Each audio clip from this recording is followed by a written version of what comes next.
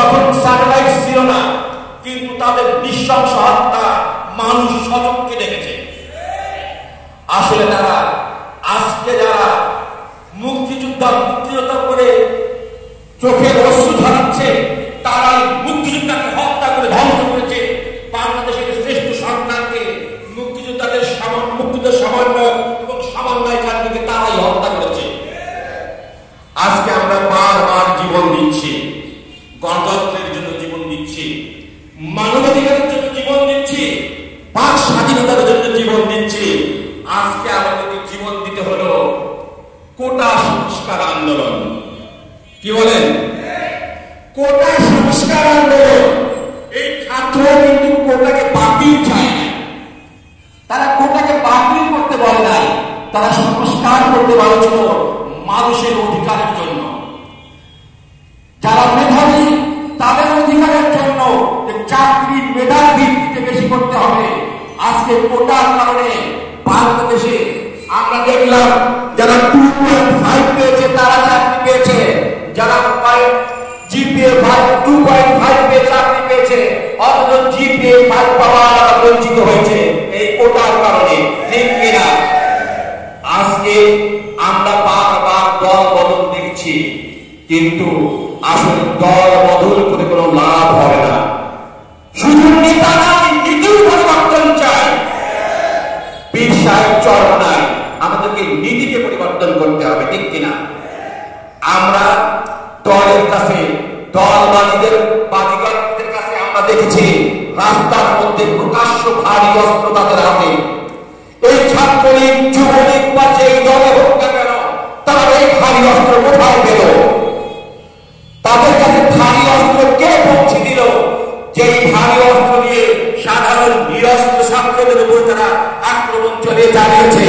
4 বছরের শিশু থেকে শুরু করে ছাত্র, যুবক, শ্রমিক কেউ তাদের হত্যা থেকে বাঁচেনি। ঠিক কিনা? আমরা হত্যা দেখতে চাই না, আমরা খুন দেখতে চাই না, আমরা ধর্ষণ দেখতে চাই না, আমরা লুণ্ঠন দেখতে চাই না।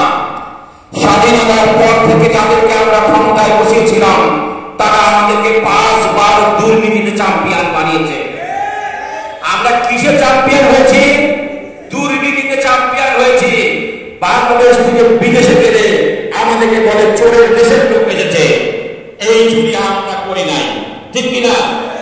বাংলাদেশের কামাল কুমার তাঁতি জেলে শ্রমিক কেউ এই চুরি করে না। ঠিক কিনা? মসজিদের ইমাম, মাদ্রাসার শিক্ষক কেউ এই চুরি করে নাই। যাদেরকে আমরা ক্ষমতায় বসিয়েছিলাম তারা কলমের খোঁচায় চুরি করেছে। ঠিক কিনা? আজকে তাদের বাসায় বস্তা বস্তা টাকা, বিদেশে তাদের বাড়ি, মালয়েশিয়া তাদের সেকেন্ড হোম, এরকম তারা বেগম পল্লী বানিয়েছে। আজকে তারা হাজার হাজার কোটি ডলার লুট করেছে বাংলাদেশ থেকে।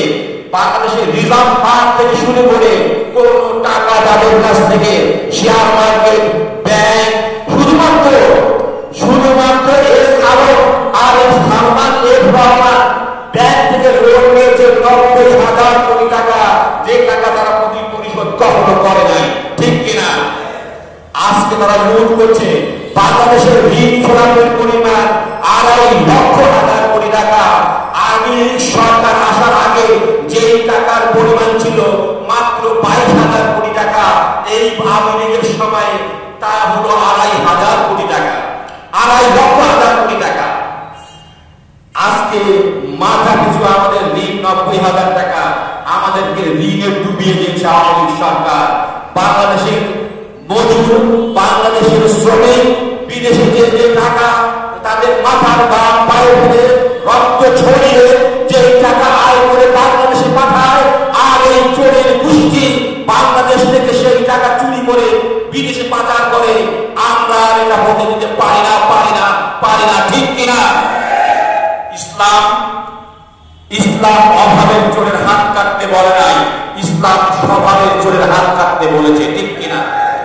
এই স্বভাবের চোর যাদেরকে আমরা গাড়ি দিয়েছি, বাড়ি দিয়েছি, আমাদের টাকার, আমাদের ট্যাক্সের টাকায় যারা হেলিকপ্টারে করে তারা যখন চুরি করে, ইসলাম তাদের হাত কাটতে বলেছে।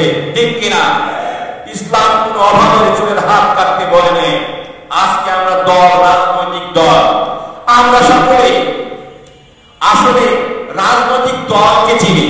বলেন? আমাদের দেশে রাজনৈতিক নিবন্ধিত দল, এই দলগুলো বড় দলের নাম আমরা সবাই বলতে পারবো, ঠিক কিনা ভাই? আসলে বড় দল আছে, এই দলগুলো কিন্তু নির্বাচন কমিশনের কাছে নিবন্ধন নিতে হয়েছে। আমাদের আসলে বাংলাদেশ জাতীয়তাবাদ, জাতীয়তাবাদ, ভাষাগত জাতীয়তাবাদ, ধর্মগত জাতীয়তাবাদ, ভৌগোলিক জাতীয়তাবাদ, তাই না, ধর্মীয় জাতীয়তাবাদ, কোন ধর্মের জাতীয়তাবাদ হয়? আমরা বাংলা ভাষাভাষী মুসলমান। কি বলেন? আমরা বাংলা ভাষাভাষী মুসলমান।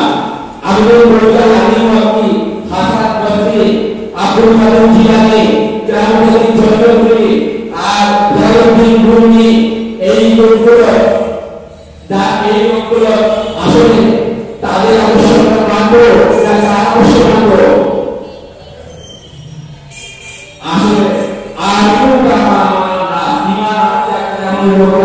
আছে।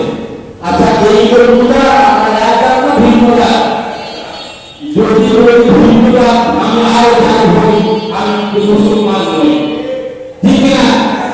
আলী মামি, হাসান বসরি, আবু আল হাসানি, জালালউদ্দিন রুমি, ইমাম আবু ইসমাইল বুখারী, আকরামুল জয়পুরি, শাহজালাল গনি, আমরা গোলাম মুস্তাফা, আমরা একদম ভিন্নতা।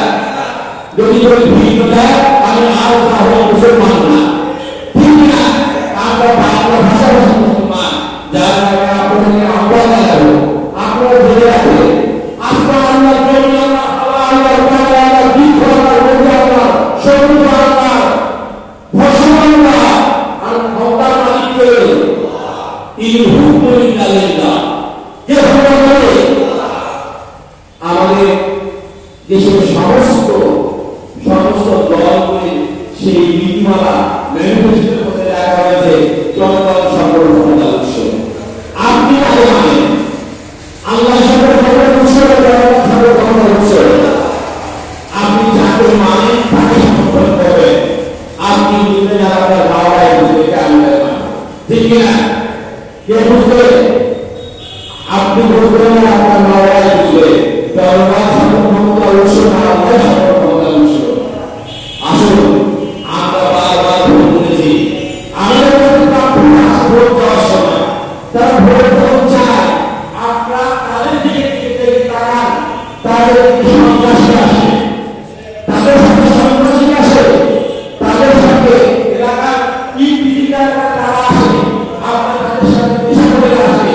এইটা দেখার পরেও যখন আপনি তাদের ভোট দিয়েছেন, তো আপনার নিরাপত্তা আপনার চিন্তা করতে হবে যে কাকে ভোট দিলে আমার নিরাপত্তা হবে, আর কাকে দিলে সন্ত্রাসী